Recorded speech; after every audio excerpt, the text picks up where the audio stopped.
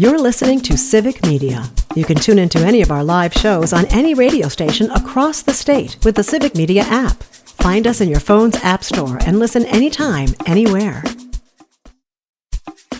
This is your WGBW Daily News Roundup for the Talk of Green Bay, 97.9 FM and 1590 AM.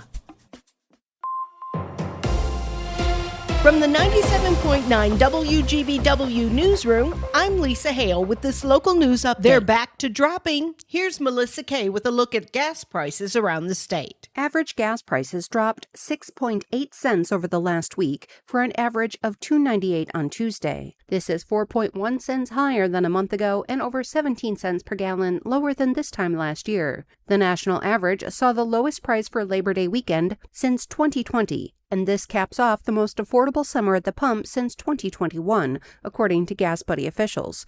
Motorists spent $11.3 billion less on gasoline compared to last year. Officials add that low gas prices aren't going anywhere anytime soon. It's possible the national average could dip to $2.99 a gallon this fall, as long as we avoid major hurricanes or other disruptions. In Green Bay, the average price for a gallon of gas is $2.99. In Appleton and Oshkosh, the average is around the $2.90 mark. In this area, Tuesday marks the start of school, and this year, 17 states and the District of Columbia are imposing new cell phone restrictions. Joanne Krulotz explains. In total, 35 states have passed laws or rules to limit student phone use in schools. Florida was the first state to pass a law limiting phones in classrooms in 2023, but the movement has spread rapidly. A few more states could still act this year.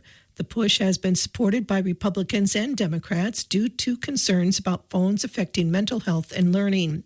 States have increasingly enacted full-day bans, also called bell-to-bell bans, although Georgia and Florida are only requiring such bell-to-bell bans for students in kindergarten through 8th grade. Another 7 states are banning the use of devices during class time, but not between classes or during lunch periods. In some cases, those laws don't take effect until next year, but districts are acting before the 2025-26 school year starts. Other states, particularly those with traditions of local school control, are mandating only that schools adopt some kind of cell phone policy. But in many cases, school districts in those states are also moving to restrict or ban cell phone use, even though the state does not require action. Locally, the Green Bay Area Public School District allows students to have cell phones, but they must be turned off and stored out of sight during instruction time. Starting this year, students in De Pere Public Schools will be required to place their cell phones in designated storage bins at the beginning of each class period. Good news if you like hitting the Farmers Market on Broadway on Wednesday evenings in Green Bay. The Farmers Market is extending September hours to 8 p.m. every Wednesday night, and a bonus market will be held October 1st from 3 until 8. The extension of hours in the bonus market are designed to help farmers recoup some of their sales due to weather cancellations this year. It can be very easy to be fooled by artificial intelligence. The Wisconsin Department of Agriculture, Trade, and Consumer Protection is warning residents to be wary of scams involving AI. Scammers have been using AI chatbots as part of their efforts to obtain personal information or money from potential victims. The ability of chatbots to simulate conversations allows the scammers to target more victims. Residents should be on the lookout for the usual signs of a potential scam, like the scammers creating a sense of urgency by threatening consequences for failing to provide personal information or payments. Coming off the Labor Day weekend, you might know that Wisconsin is a trailblazer when it comes to protecting workers' rights. But the pioneering spirit is now making a push toward on-the-job apprenticeships.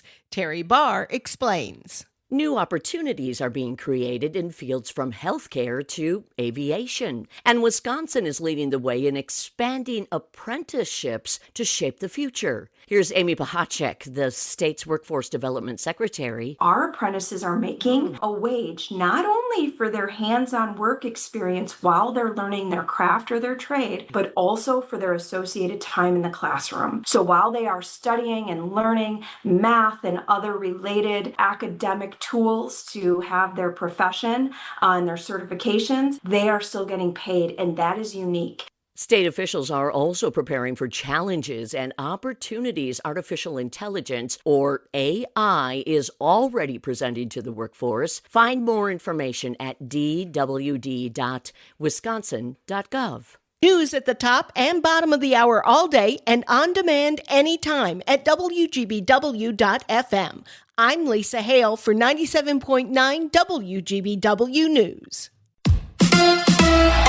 Who's at quarterback? Hi, I'm Mike Clemens with sports. College football. The Wisconsin Badgers host the Middle Tennessee State Blue Raiders Saturday afternoon at 3 o'clock. Will Danny O'Neal start at quarterback for Wisconsin, or is Billy Edwards ready after suffering a sprained knee last week? Luke Fickell. Don't believe that Billy will be playing. He didn't practice. So obviously Danny would be the guy we would go with, and Hunter would be the backup, and we would just proceed from there. NFL, the Packers at practice today. They host the Lions Sunday at 3:25. The Brewers play the Phillies tonight, game 2 of their 3-game series. Pat Murphy reviewed Monday's 10-8 loss to Philadelphia. They got some of the best players in the game on the team, and they did a great job of exploiting us by getting the leadoff guy on base. You can attribute it to a lot of things, but you got to execute, and you can't give up free bases. But the credit goes to the Phillies for their relentless offense, and they did what they had to do. That's Brewers manager Pat Murphy. With sports, I'm Mike Clemens. On your entertainment beat, I'm Pete Schwaba. The Office executive producer Greg Daniels says at one point he was determined never to revisit a similar world to the one he created at The Office. But ultimately, he decided to dive back into the mockumentary sitcom world with Peacock's The Paper. Daniels said he changed his mind after seeing The Office at #1 on Netflix for 4 years. The Paper is now available to stream on Peacock. Alice Rotunda gave birth to her 4th child in a McDonald's parking lot in Michigan. Rotunda said she always planned to name her daughter Matilda and call her Tilly. But after giving birth in the parking lot of the restaurant that served billions and billions, they added a tweak to the name and will call her Mick Tilly. According to the New York Post, Alice insisted she was in labor, but the hospital staff disagreed and sent her home, resulting in said parking lot birth. This was a tough decision for the Rotundas because McTilly was actually conceived in a Burger King parking lot. Once again, it's McDonald's for the win. Former wrestler Dwayne "The Rock" Johnson's moneymaker has always been action films, and not even good ones, really. He's made a decent living using his physique and charm to headline very mediocre films. That apparently has all changed now. Johnson shed 60 pounds for a role in his new film, The Smashing Machine, which tells the story of MMA fighter Mark Kerr. The film stars Emily Blunt opposite Johnson as Kerr's girlfriend. Johnson's hard work physically and mentally appears to have paid off, as the film just premiered at the Venice Film Festival and received a 15-minute standing ovation, making Johnson sob uncontrollably, according to Variety. It's early, but those who have seen the film are already creating Oscar buzz for Johnson. He appears to have come a long way since San Andreas. In a related story, I've been trying to lose 20 pounds for about 3 years and can't really use the "I put it on for a movie" role excuse much longer. Everyone loves a comeback story, and there was a big one last weekend at the box office. The film Weapons, in its 4th week of release, regained first place on the big screen over the holiday weekend. The horror film raked in $10 million, bringing its box office total in theaters to $132 million. Jaws, which was first released in theaters in 1975, hit the big screen again last weekend in honor of the big anniversary and pulled in over $8 million. Not a bad haul for what is considered by many the greatest summer blockbuster film of all time. In 3rd place was new release Caught Stealing, starring Austin Butler and Zoe Kravitz, which pulled in just under $8 million. Rounding out the top 5, Freakier Friday, in its 4th week of release, came in at $6.6 million, and in 5th place was the Benedict Cumberbatch Olivia Williams The Roses at $6 million. Last weekend put closure on the 2025 summer box office. For more showbiz fun, tune into Nightlight with me, Pete Schwaba, weeknights from 6 to 8 p.m. on the Civic Media Radio Network. We have a chance of scattered showers and thunder showers through about mid-afternoon today, and we will get to around 68 for a high by lunchtime, and then temperatures will drop into the 50s by early this evening. A cold front is moving through. 40 tonight, tomorrow, mostly cloudy, with a high of only 60. I'm meteorologist Sean Cable. Currently, it is 60. That's your WGBW Daily News Roundup from Civic Media. Subscribe to this podcast on Spotify, Apple, or wherever you find your podcasts. Find more news at WGBW.FM.